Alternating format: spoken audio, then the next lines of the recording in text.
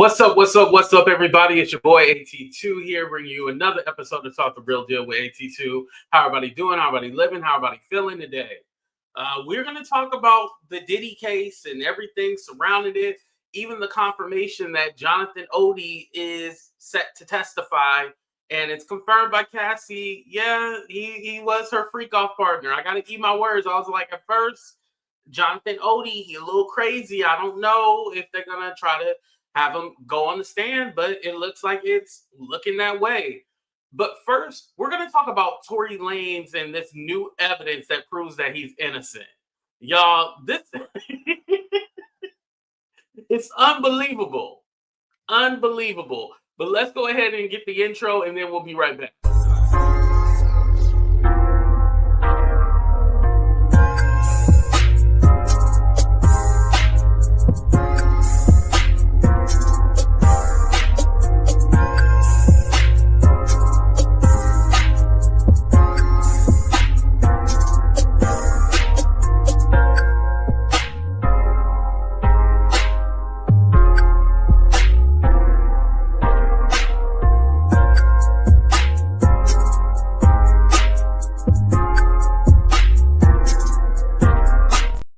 What's up, everybody? Let's go ahead and jump right on into it. Let me go ahead and make this smaller on my screen. So this is from the lawyers from Tory Lanez saying that they have this new evidence that shows that he's innocent and he didn't pow nobody with the GUN. So let's go ahead and play it right now. Gianno Caldwell was working on an op-ed for the New York Post regarding Mr. Peterson's innocence. During his work on that op-ed, he became aware of some information in Unite the People's possession regarding a statement that was given to Unite the People by someone with information relevant to that case. Only party that responded was last week was Megan Pete's representatives with a request for more information. A few days later, Mr. Peterson's brutally attacked in his jail cell. We were willing to wait for the appellate process to play out.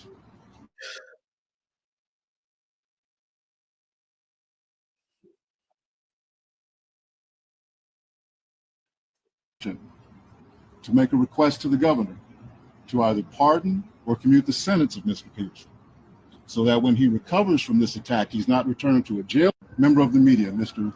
Gianno Caldwell, there's another clip was working on an op-ed for the New York. So they're setting up that, oh, well, we had sent the evidence, or the evidence, quote unquote, over to Megan Thee Stallion's lawyer.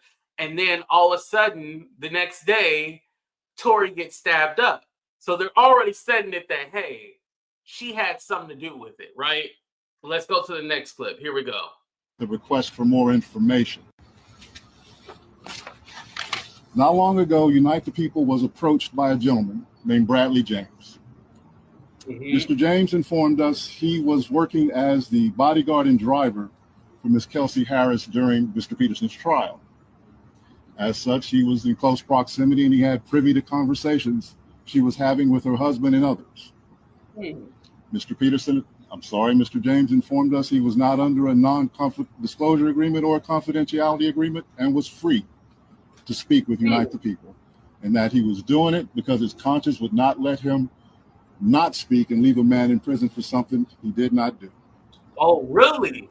Mr. James informed Unite the People that he was witness to the conversation Ms. Harris had, where she stated she had the gun, she fired it 3 times, Mr. Peterson grabbed her arm and knocked it down, and the gun fired.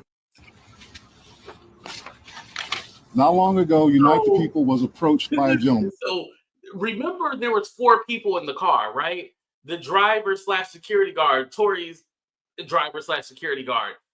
For whatever reason, he didn't testify. He was one of the people that went missing. Remember, it was Tory's driver who was driving the car / security who up and bounced and nobody could find him. And then it was Megan Thee Stallion's actual security guard who up and left, but they say he didn't leave. He was working overseas. That's why he didn't testify. But those are 2 pivotal people. Now, Tory's driver / security was the driver, so he was most important than everything, right? So come to find out, now he's coming back and saying, oh, well, he's privy to some new information and he didn't want to see Tory locked up for no reason. So now he's claiming that what actually happened that night, Kelsie had the GUN and was aiming it. Tory, being Captain Save-A-Ho, knocked it out of her hand. And then when he knocked it out of her hand, it went off. And then that's how Megan got popped.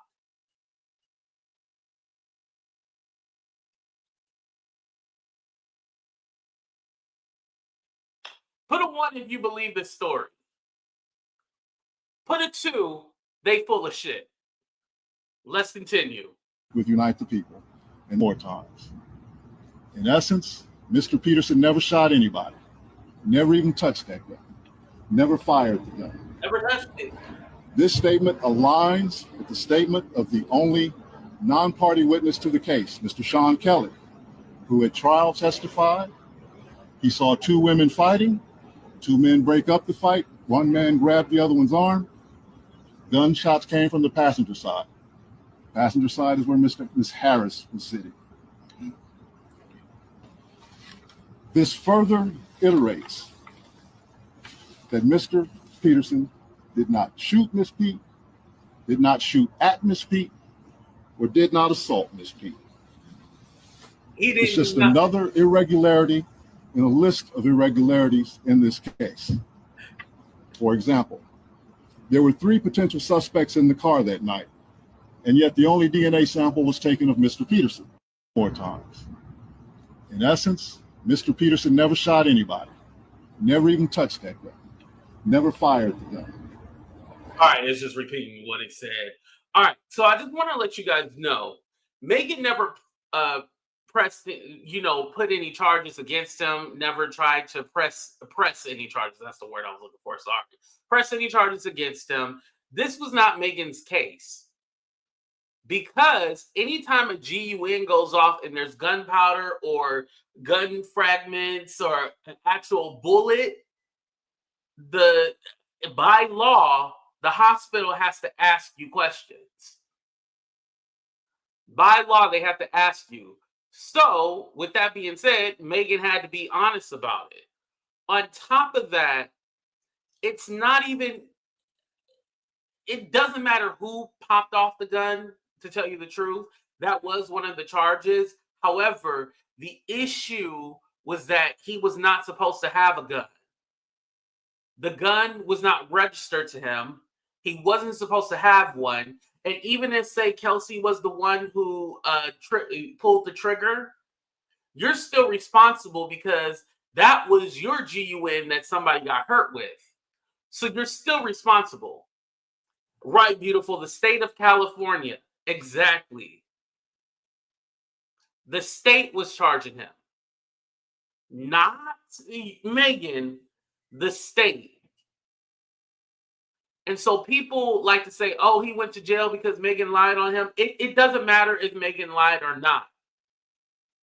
You were not supposed to have a GUN at all. I believe, and correct me if I'm wrong, somebody will let me know in the chat, he wasn't even supposed to be near any firearm at all, too, right?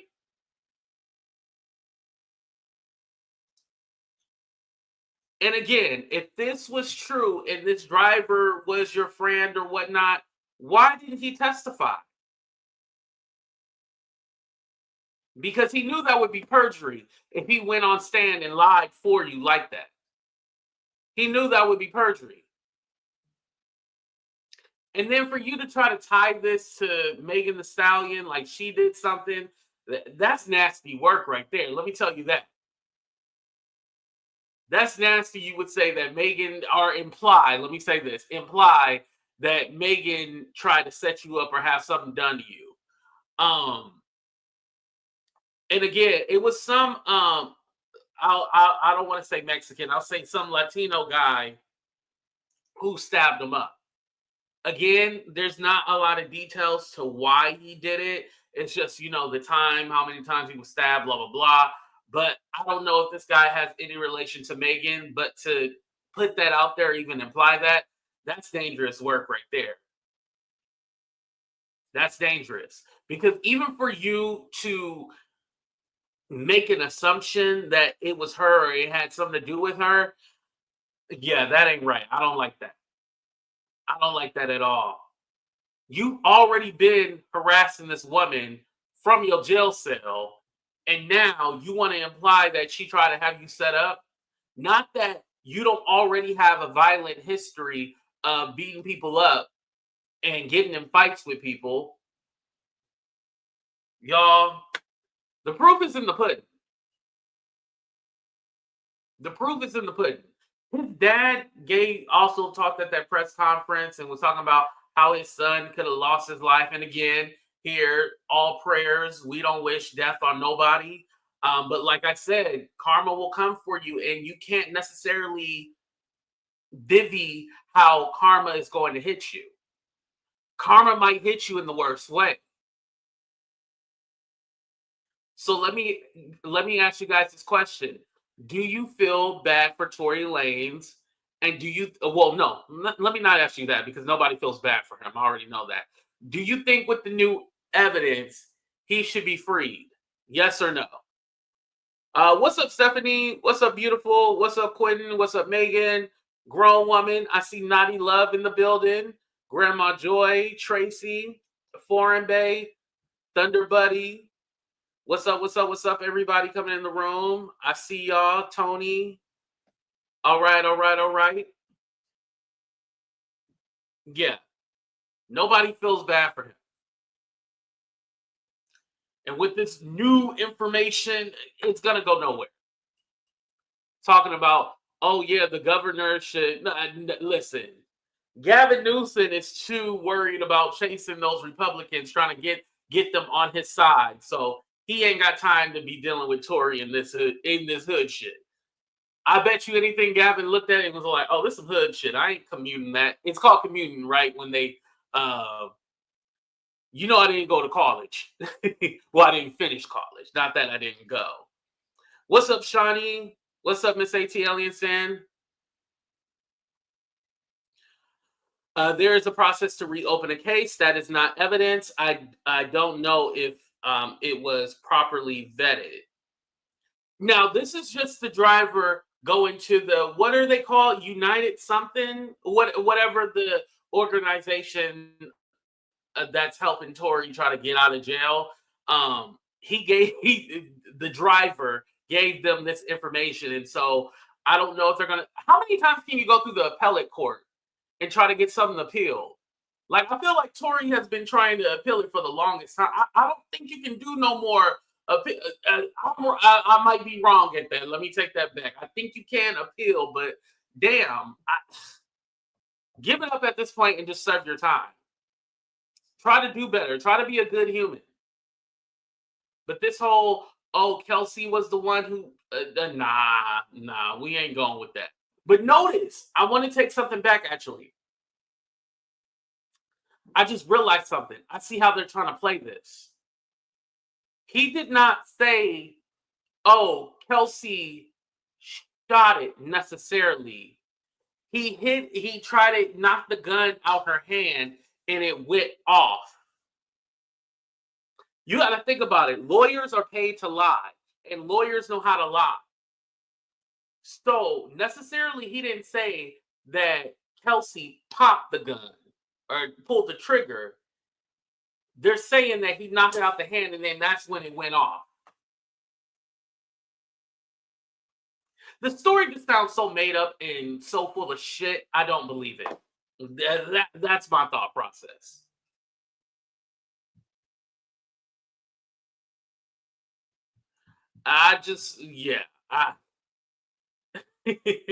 No, he said she shot it twice, then knocked it. Oh, shot it. Oh, I apologize. Never mind. Thank you, VSOP. I appreciate that. You corrected me. She shot it and then he knocked it. Okay. Listen, still bullshit. Either way you slice it is bullshit. All right. So we're going to go ahead and take that down. But that was the little Tory. I wanted to kind of break up the monotony with the whole Diddy and Cassie situation because Cassie again took the stand today. Today was very painful to hear, or for me, I read it regarding she was doing so many freak offs that her UTIs were incurable. The antibiotics were not working for her because of, all the stuff that was going on. When you think about all the bodily fluids and people doing things to you, yeah, you're bound to get a UTI, and that's what she got. It's very unfortunate. And I kind of wonder if it was incurable with the antibiotics, was it just a UTI?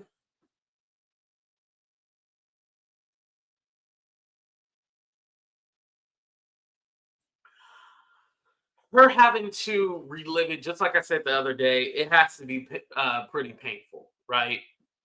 I think more or less today they were getting more into Cassie was forced into having these freak offs and doing these things, which I'm happy that they're more leaning into that. I guess I apologize. Yesterday, it just really seemed like a slow build. And even with that being said, I feel like they have not proved the RICO yet. This still sounds like a DV situation, DVSA, obviously, because she talked about in 2018 how he came to her place and then he R-worded her. So we got to throw SA in there. Now, one of the situations that it talked about where it does show more of a RICO was that there was this I think RG. I think I wrote it. No, I didn't write down the name. RG. It was some guy overseas that said, "Oh, I've seen your tape." And Cassie freaks out and was all like, "Oh my God, he's seen the tape," and talked to Diddy like, "How did he get it?" Blah blah blah. And she said, "Well, Diddy told her like, hey, watch him. Try to figure out how he got it." Blah blah blah. And she said that she was with a friend and she took RG to dinner, and there was security all around, basically intimidating him into getting the information and how he's seen the tape and stuff like that. So that shows more of a criminal organization and a RICO as far as intimidating people, threatening people. So that's where that goes. They also talked about the Kid Cudi situation as well too. And he blew up Kid Cudi's car. That's something that we do know. So that also shows that he is violent and how he works and how he tries to get people set. It's working like a mob organization. That mob mentality, that mob organization. So I see how they're now forming the story. Because at first and I think it's one of those things where because of the freak offs and how graphic they are, naturally for me, and I think for a lot of people, we get distracted with that and we go like, oh hell, it kind of turns you off from wanting to hear more or actually seeing what's the crime being done. Or not, I shouldn't say the crime because we see the crime. SA is a crime, right? But the RICO, we do not see the RICO in it. And I think also too, because we're not really getting names of other people who help facilitate things. Like I still haven't really heard KK's name mentioned. It was mentioned today, but not in the sense of like KK was the head boss, making people do things, trapping her, threatening her. Those are the more things that we still need to hear. We haven't heard it yet. Still possible that we will hear it, but it's a very slow build. Now, also besides the UTIs, Cassie said that she also had cold sores in her mouth from oral sex. And she was still told to still perform at these freak offs, which is showing like he's forcing her to do something that she does not want to do. That was also very hard to hear as well. She said that it hurt to swallow. she just, even if you haven't gone through something like this, you can't help but to feel bad for somebody that went through this. Because no matter what you say, you cannot say Cassie wanted to perform sex acts while she had UTIs and cold sores. Nobody wants to have sex if their stuff is not right down there. And perform if they mouth had. And I just think about the escorts. Like, the escorts didn't say, like, oh, wait, hold on. Like, because you know that's how you can transfer. You can transfer diseases, damn it.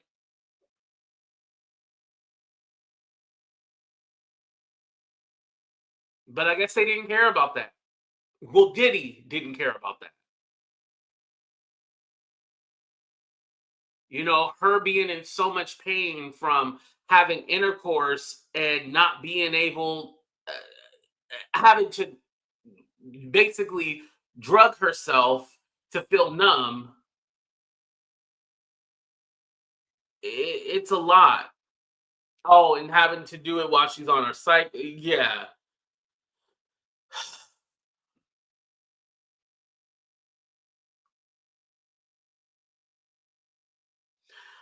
Like I said, it's going to be one of those situations where I know it's embarrassing for Cassie to relive this and say this stuff over and over again. But it's one of those situations where Cassie has to tell the whole truth. She can't half step in this instance. She has to tell the whole truth. No matter how painful it is, she has to tell the whole thing. Because if something is omitted or left out, or you mislead or lie about something, the defense is going to use it against you, right? We already know they're going to try to turn this into, oh, Cassie was a madam. She was the aggressor. She wanted this. She loved doing this. This is why she did it so many times. It was even mentioned, they asked her, how many times did you guys have freak-offs? She said, I can't even count. Hundreds.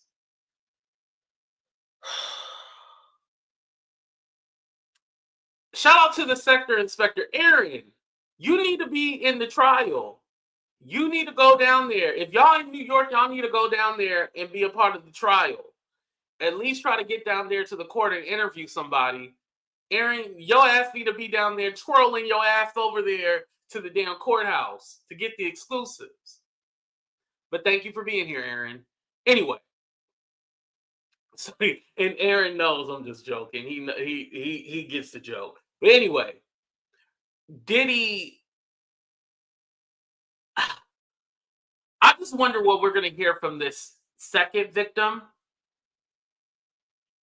What are we going to hear from the second victim? Like, is it going to be similar to this?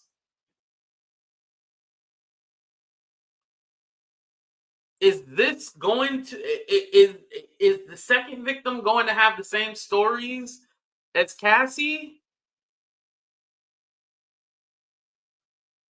Because it's traumatic for me to hear it, but I can just imagine what women who have gone through SA and women who have gone through stuff like this, DV, and how bad this is probably traumatic and triggering for y'all, right?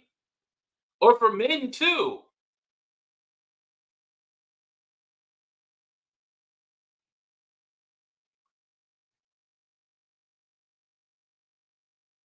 Cassie was his main chick. Oh, right. She probably got it worse. And I want to say this too. Not that I think that Cassie is not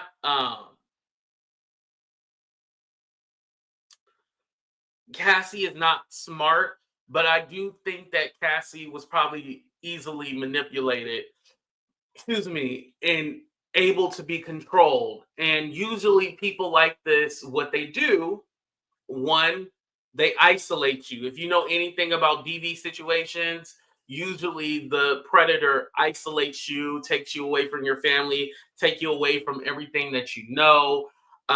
First, it starts as mentally abusing you, then it gets physical, and then it starts getting extreme. This is one of those cases where it has gotten really extreme.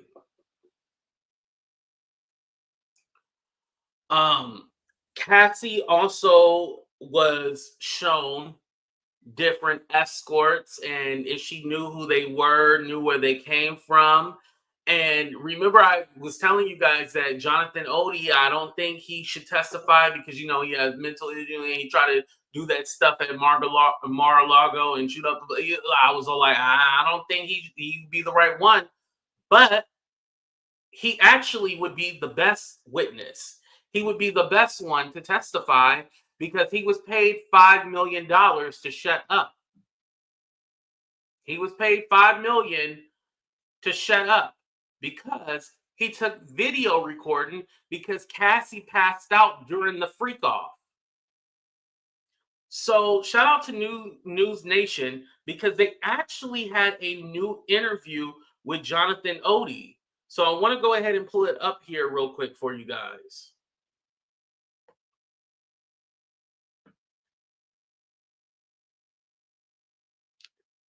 Here we go. One moment. Let me change it to theater mode so it can be bigger on the screen. Ooh, I can't wait until I start making millions of dollars so I can get me a whole bunch of, get a whole team where they can put up the clips and stuff instead of me doing it. One day I'm gonna have, you know, be a big time YouTuber one day. All right, here we go, you guys. And again, fair use. This is fair use. In May of 2018, a man named Jonathan Oddi opened fire at Donald Trump's Miami golf course and was shot and arrested by police. Now, Oddi said that he was in the middle of a bipolar episode. That's where it gets interesting. Later, while being questioned by Florida authorities, Oddi brought up something totally unexpected. He claimed that he'd been a sex slave for Sean Diddy Combs and Cassie Ventura. This video is currently. That was said by that one woman who dated Osama bin Laden. We don't know that for a fact. Courtesy of Real World Media. Take a look. I had sex with Cassie and Sean. Basically, he would masturbate and tell me what to do with Cassie. I had like 15 encounters, and I heard lots of business. Because what they would do is Sean talks a lot on the phone and on the TV with speakers and stuff, and I was like a sex slave. So at the time, Oddi's story seemed too far-fetched to believe, but not anymore. And now, in an exclusive interview, Oddi opens up to News Nation. Mind you, this was 2014, years before. I mean, Cassie and Diddy were still together during that time, right? Senior producer Allison Weiner about his claims, beginning with why he's agreed to talk now. Listen to this. Here we go. I felt bad because I got along well with her, and I think she's a decent person. And unfortunately, I had a suspicion that she was in a situation that she was in, but I wasn't sure. And now I understand what was going on in my life and what was happening. And him beating her up in the hotel shows me the type of individual he is, and confirms that everything that happened to me was true and correct and in line with his personality. So is speaking to us from a Miami jail now. Here is how Oddi says it all began for him. I was a male Chippendale, a model Chippendale. So he said he was a Chippendale dancer. So, you know, it's crazy because we kind of use the word, oh, these are escorts. But it seems everybody that they had interviewed or everyone they had talked about were strippers. And they would see, oh, you know, come over to dance. You know, we just want to have a little fun. We just want to get entertained. Come over and dance. Well, Cassie would be the one. Because, again, these were straight men that they would get. come over, blah, blah, blah. They get them to come over. They do a little dance. And then Diddy would be all like, hey, are you into this? Are you into that? And try to convince them to then engage in sexual activity with Cassie. But these are just dancers. These were literally just dancers that they turned into, crazy. And they call me for a show for they call me the agency that I work for to do a show. And then I went and did a show, and things led to them offering me more money to perform sexual acts. And that's it. That's how I basically got started. I get dressed like a police officer, I do a show, I do a strip down, and then, they offer me some more money. They offer me some more money to do some extra stuff. So Oddi did get specific about. So in there, basically, he said he came over just to dance, and then he got his initial payment, and then they offered him more money to then do extra stuff. That's what he was saying. About the extra stuff that he says Diddy wanted from him. And these specifics were consistent with what he told law enforcement during the 2014 interrogation. Here is how he describes the atmosphere and how frequently it happened. Candles, sensual atmosphere, lights off. He would sit in a corner in a sofa, watch and masturbate. And he'd say, he'd tell her instructions what to do to me. Perform oral sex, rub baby oil. Then he'd tell me rub baby on her, perform oral sex, and then have sex. How many times did you have sex with Cassie? Probably like 15 sessions. And what did you get paid? So just with this one, he did it with her at least 15 times. How much? It would be like 800 each time. It's shocking that Diddy paid that much money, or that little money, I should say, just $800 to do all this. Each act, but sometimes they'll call me twice. I'll leave, and then 3 hours later, they will call me, come back. And so Oddi claimed that the sessions were drug-fueled, and that his concern for both Cassie and himself led him to get one of their sessions on video. Listen to what he says about that. Or why did you decide to record or video?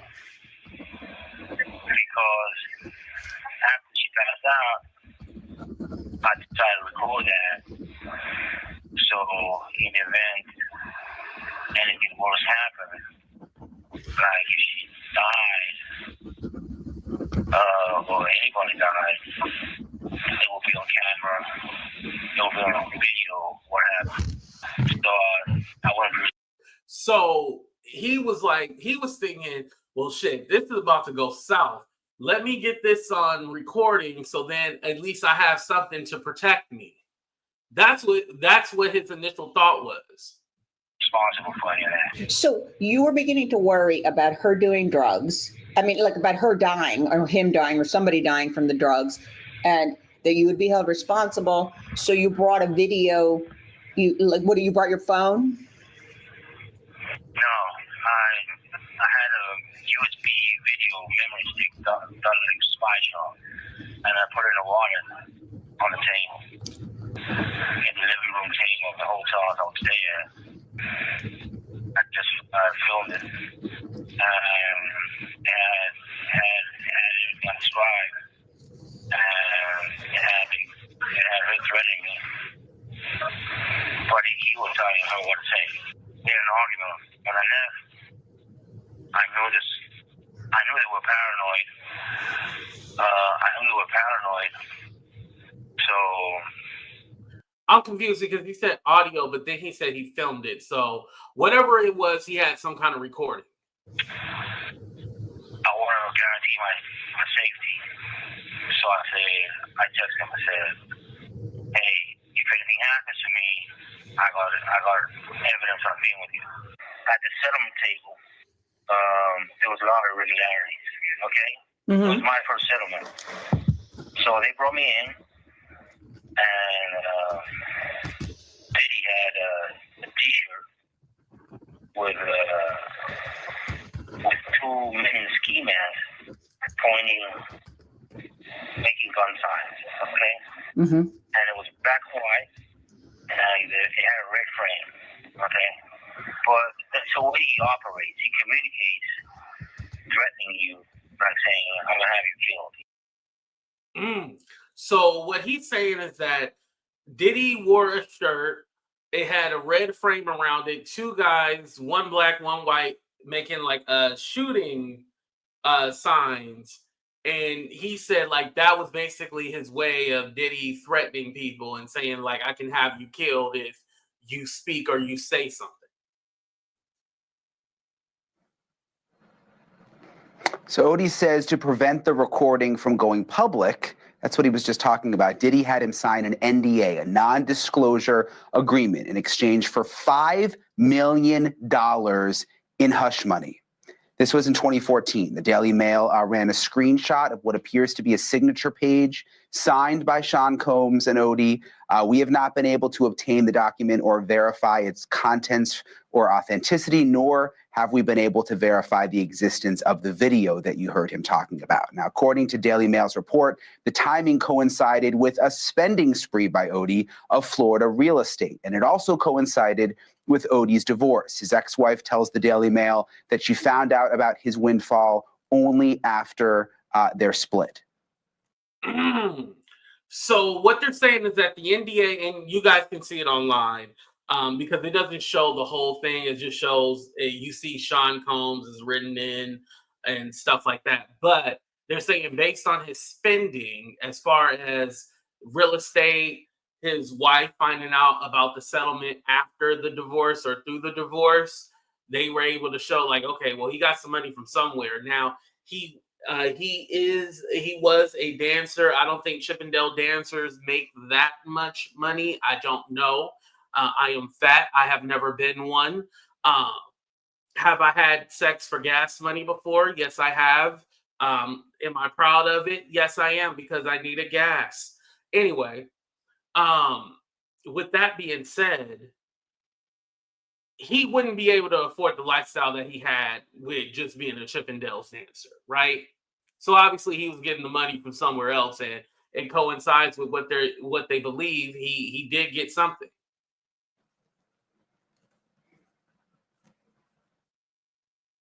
Basically, the day the incidents happened at Trump National Doral, I had taken medication, and I didn't.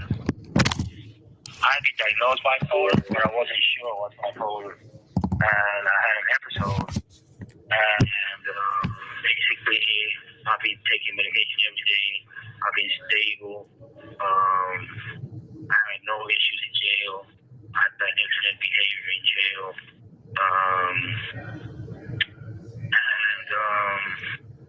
Yeah, I'm feeling ready to come out to society and be a productive member of society. All right, so Oddi remains locked up in a Florida jail, still awaiting trial on charges of attempted murder, armed burglary, aggravated assault, and armed grand theft. Regarding the sex slave claims, we've reached out to Sean Diddy Combs' team for comment and have yet to hear back. And like I said today, it was confirmed by Cassie that they did have, he was, I don't want to say a client because they were requesting the services, but he was a FREAKOFF partner. It was confirmed today. Again, you can't never say somebody crazy or somebody's this and that if it's true. So I have to eat my words and say, hey, maybe Jonathan Oddi is the perfect person to interview. Because one, he can show that Cassie was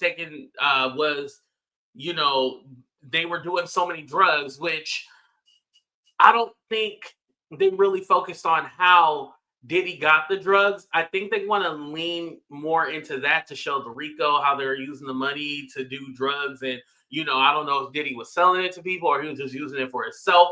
I don't know. Hopefully that's more discussed too as well. And then also that she passed out. So that even shows like what Cassie was saying, like even against her own will, she was still doing it just to please Diddy because she felt like, okay, well, I need to please him and I have to do these things. So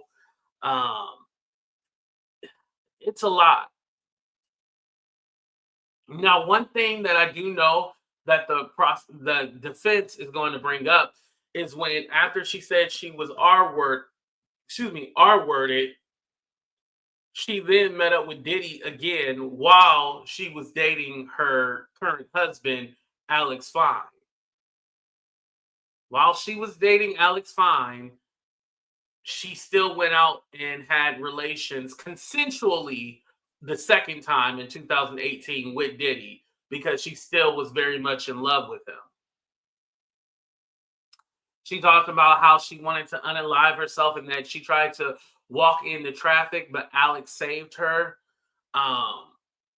She then sought therapy. We know from the initial lawsuit that she did go to rehab to kick her habit because she was addicted to drugs after going through all that. We also find out that Cassie did get that $20 million. She got that $20 million, y'all. That settlement within 24 hours. Remember, she was asked for 30. She ended up getting 20. She confirmed it. Now, one of the things that it didn't detail too much to me is could that whole thing with Cassie writing a book and then sending it over to Diddy and asking for 30 million for the book, could that be seen as blackmail? I wonder how that would be played out in court. Because again, she has not been cross-examined from the defense yet. But she mentioned after therapy and everything like that, she wrote a book and she sent it over to Diddy through her lawyer via KK, the Christina lady. And they basically laughed at it and was like, yeah, whatever. And so what she did was then issue a lawsuit. Would that be seen as some kind of blackmail or extortion, or how is that going to be viewed?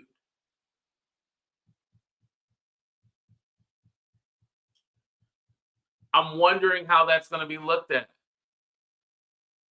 And again, it's a fair question. Now, is it still blackmail if the stuff that happened to you is true? That's another way of looking at it. There's a few different ways that you can look at this and be all like, okay, one, I definitely think after everything she's been through, yeah, Cassie, get your money. Get your money, dog. Get your money. I ain't mad at you.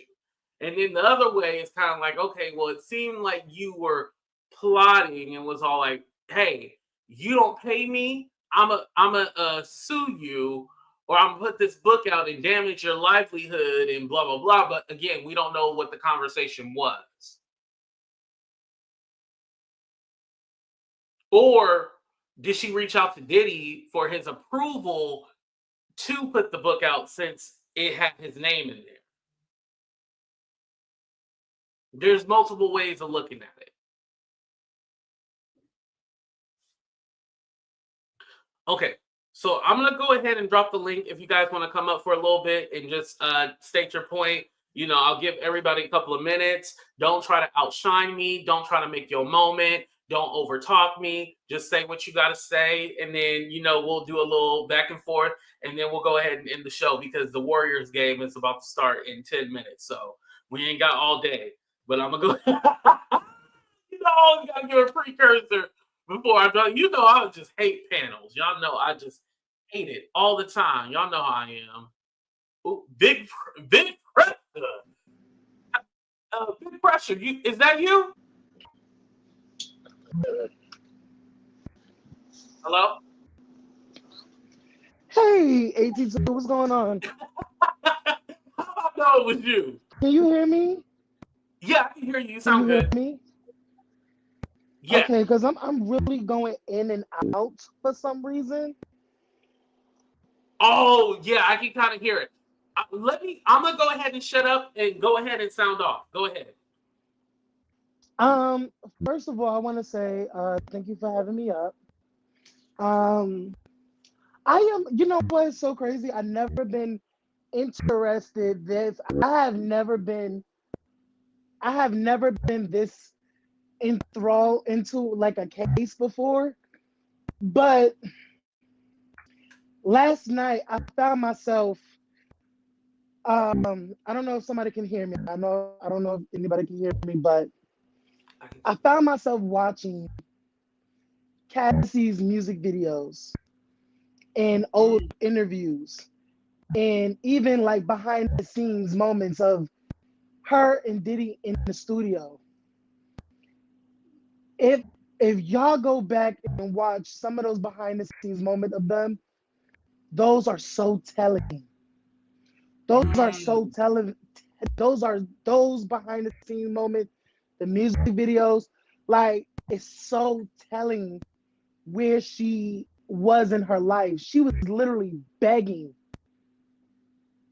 to be wanted by this man. And that's why I get a little upset when I see comments from a Karen person in the chat. And everybody has their own opinions and we can agree to disagree. But I draw the line as stupidity. Knowing the facts, she has made her mistakes, but at the end of the day, she was a young person being groomed. She was preyed upon. And the way she endured so many things, horrible things at that. And the fact that many times she didn't want to, but then she would get abused, beatings after beatings. Like when I tell you my heart broke for this girl, my heart broke for her. Just listening to all the YouTubers that were out there who was bringing us the story and everything. Right. I have never been this like interested. And I just found myself like listening to her music and seeing how, oh, sorry. I just ate, y'all. I'm sorry. Just seeing how beautiful, like what a beautiful girl that she is. Like she still Right. is She still is beautiful. beautiful. She still is beautiful. And to know that this man broke her in every which way possible. Like literally to the point where they said in the courtroom, she still like had empathy for him. Mm-hmm. Still cared about him in some type of way. Right. You could tell. That shows you that in some way he still has a hold on her. And I think with the therapy and the rehab and reliving everything, and then the fact that she's 8 months pregnant, and then I think it's a lot. And the thing is, the defense, they're going to grill the fuck out of her. And I pray she keeps it together. Honestly, I hope she keeps it together because Diddy's team is going to annihilate her. Right. I did mention that the other day. I was all like, they're going to make it seem that she wanted this. She was a part of it. She was the head madam. Like, they're going to throw all that at her. But the thing is, he wrote the script. He gave her instructions on what to say to these people. You know what I'm saying? And it's like, right. But then they're gonna hit her with, "Why didn't you say no?" oh, and so I could get another beating. I said no the last time with the FREAKOFF, and I got beat. I don't want to get beat. Like, it's so like my heart just hurt for her. Like, honestly, my heart just hurt for her. I think I want him to be under the jail. I want him to be under it. I want everybody to get their day in court every time. Like, I want Diddy to suffer every time he put his hands on a woman. I heard about the time that he dragged and literally humiliated his assistant. He will punch his assistant, punch women around him. His team, like, literally abused his team. Yeah, that's what, I'm waiting to really see how the employees act, and his former employees or even current employees, and seeing what they have to say and how they tie into this. Because if they're saying that this is RICO, that means that people are making plays and moving along with him. And who's gonna go down? I'm surprised there hadn't been any indictments on anything else. Just like the head lady of his I forgot what her title is, but she's like the head of the employees or services or operations. If she's gonna be indicted, Yeah. And also, I wonder if his not only his team, but what about the security guards? The security guards, D-Rock, and everybody who was involved in threatening people. The whole Kid Cudi situation. I wonder if Kid Cudi is going to be testify because of his, Diddy threatened to blow up his car, and I think it was blown up, yeah, right? he did do it. Yeah, they confirmed that he did do it. So that right there, like, it's like Cassie had to like save Kid Cudi by breaking up with him. So it's so much. And then you said something about the drugs, right? The narcotics. So it was said, and I'm taking all this information. So shout out to all the YouTubers that brung the information back to us. Said that Diddy was friends with doctors. So he had some of his employees give out their names so he can get the prescribed prescription for the drugs and whatever. So yeah, so he has friends like doctors and to like prescribe those things to him.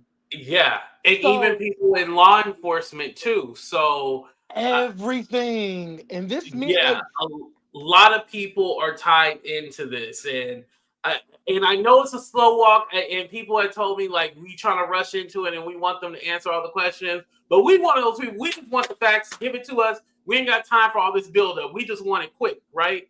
And Aaron, we all know you like a quickie, but but Aaron, I'm gonna go ahead and let some other people up because I'm trying to get to the game, but I appreciate you for coming up. Shout out your channel.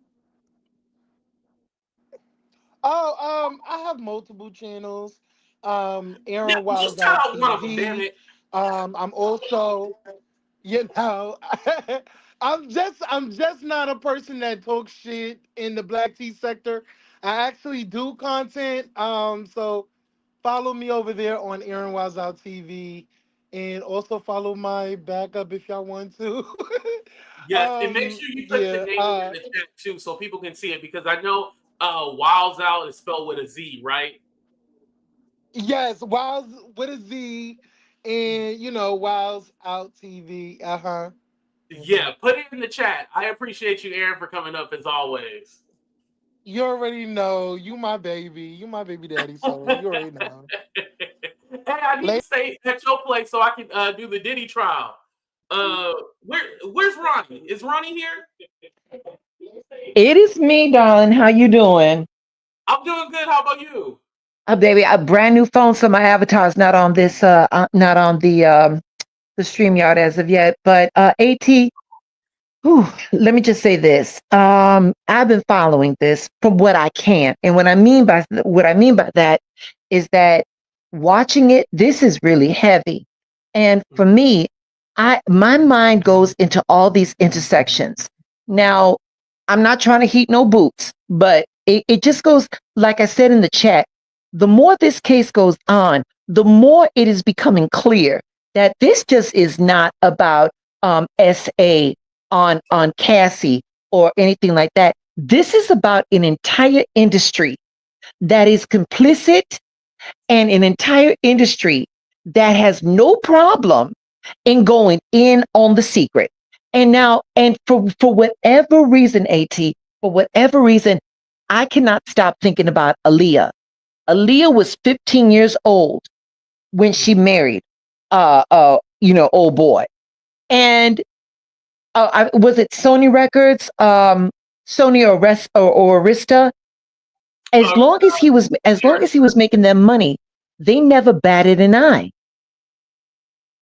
Mm-hmm. And it started with from what we understand, or from as far as my memory serves, it started with Aaliyah, and now Cassie is like that, blip on the radar that's making us all aware of things. But beyond that, with going to that sex worker, from what I understood, he got that 5 million because he contracted a disease from his FREAKOFFs, and he was about to go public, and Diddy said, "Here, this ought to cover it," and that's where that 5 million came from. Mm-hmm. Now that's to my understanding. But to watch her take the stand, and to watch her, pregnant, and just have to relive all of these things, like on a energetic level. There's one portion of me that's like, Cassie, I don't know if I, could have endured what you've been going through. But then again, I think she was 17, 18 when this all started. She was a child. And you are so malleable to the heroes that we make up in our heads. Cassie that was the grooming was easy because she came in the situation with a sense of adulation, and Diddy just fueled the fire. Here, we're going to put out an album. So there was a portion of what her life could have been because he was dangling that carrot in front of her. But, and then, getting her into the studio. Oh, well, maybe my life may change. Maybe my life will change. But in exchange, there was a quote unquote exchange. And she probably crossed a bridge in her mind. Like, if this is the life I want to get, then maybe this is what I've got to go through. And she just stayed there. But for people to, a big pressure was getting someone together in the chat. For people to want to victim shame her, the thing is, she was still a child. She was a child. And, watching this trial, At, it made it very clear to me that some of the greatest proponents of the patriarchy are women. And that right there messed me up. Mm-hmm. That's all, baby. That's all I want to say. I just wanted to say something. So when she got signed, she was 19, and then when they got in the relationship, she was in her 20s. Okay. All right. Yeah, okay. So shave to you. All I'm saying, At, is that 17, 19, those 2 years, they're not going to do much. But to be that close to the fire, to be that close to fame, I don't think anybody, there is no handbook on how you can handle that fame. Right. And to be that close to it, and to know that you possibly might be on that mountain, it does things to somebody's brain. And once again, 17, 19, she was still a child. And not victim shaming, but like with Aaliyah, where were her parents to stop this BS? 19, we're still not 21. She still cannot go into a bar, at least here in Chicago, and take a drink. So at 19, Where was any kind of guardrails? Where was any kind of supervision for her? Right. And I think this is where Ryan Leslie come into play, because that was her boyfriend at the time, Ryan Leslie. And then Diddy got Cassie away from him during that time. And then, so I feel like he has a portion in this story where he probably has his own. Ryan never exactly has went into detail what exactly happened, but it's listed in the lawsuit that Diddy was trying to pursue her and trying to get him away from her. And then, they dissolved the relationship because he was the one who actually produced and wrote Cassie's first album, the only album that came out. Well, and then with that being said, though, AT, we're still talking about children. How do these kids? How is Cassie or her first boyfriend ever going to measure up against somebody that's got all the notoriety, all the fame, and more importantly, all of the money? Those were three strikes that together they were not going to be able to overcome that. Diddy got what he wanted. And what he did was he ruined a perfectly beautiful life. And listen, she's still here. Thank God. Cassie is still here. And she's picking up the pieces of her life and trying to make some type of normalcy, trying to make a life for herself. But at what price? And we will never know when she comes home what thoughts are going in her head. And how's that affecting her baby inside of her? That can't be good for her. Right. And that's why I'm surprised they didn't push back the court date. But I know Diddy was requesting it, but I was surprised they didn't just push it back for Cassie. But see, here's the thing though, AT. You've made mention of this a few times. Time is not on our side. The further that this case is pushed back, the further the impact it is. So for me, to me, it's a year behind. The time to have gotten him on trial would have been a year ago when it was at a fever pitch. Now, with all the other things going on in the world, Diddy is small potatoes. And let's face it, the court of public opinion is still very persuasive.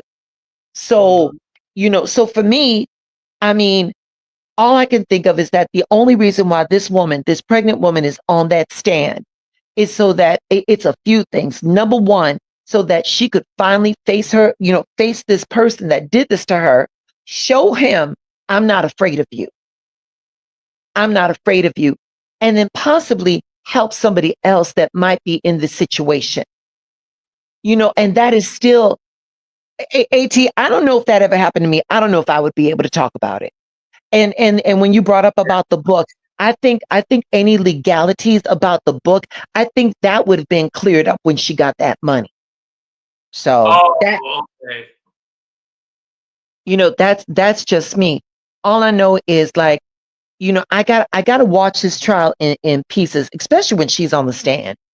And I'm over here at the house and I'm like, keep it together, baby. Keep it together, sweetheart. From my living room in Chicago, giving her moral support. You know what I'm saying?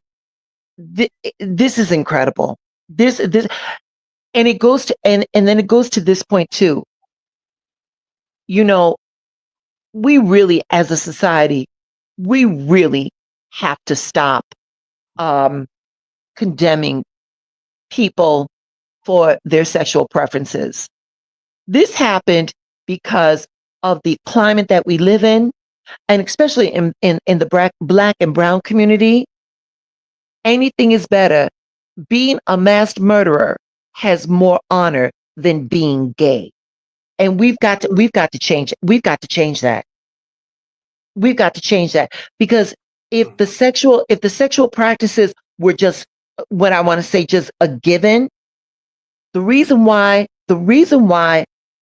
you pay a sex worker, it's not for the sex. You pay a sex worker to go away. Right.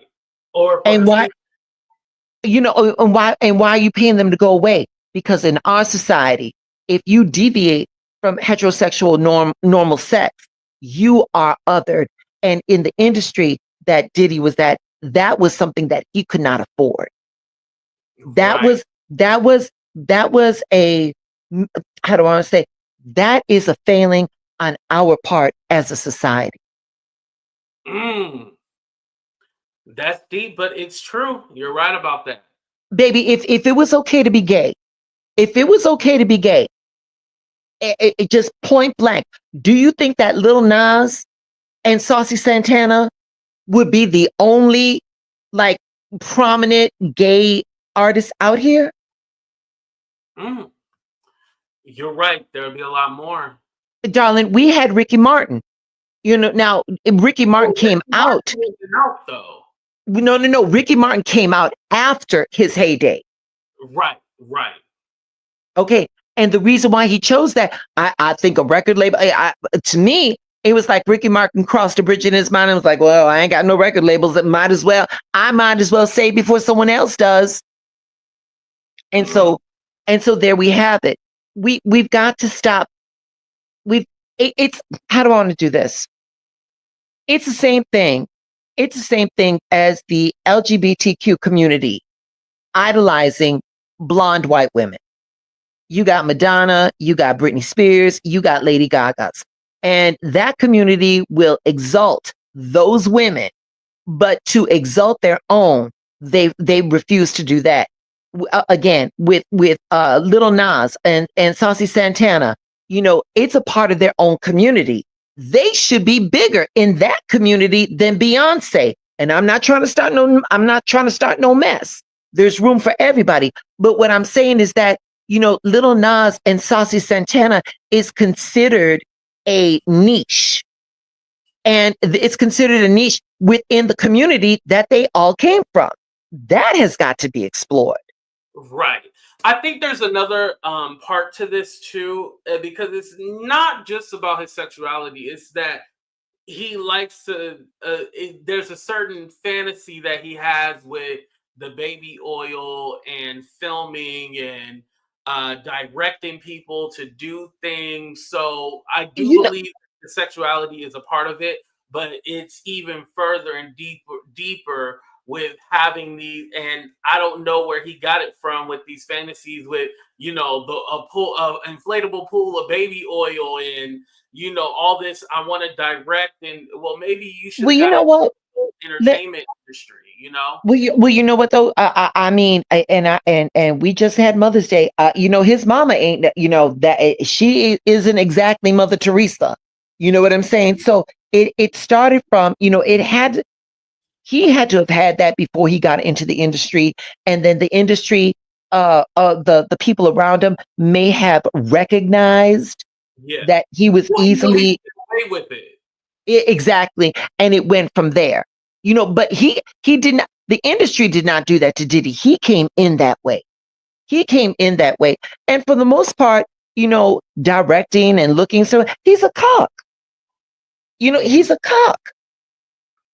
And wait a minute. There's nothing wrong with having your fetish. I'm very pro sex as long as it doesn't hurt anybody. Right. And in this case, we've got video. Somebody was hurt, and not just that one time that we saw in that video, all the times that it wasn't being videoed, and these security guards that saw that stuff was going down. And here's a couple of grand to keep your mouth shut.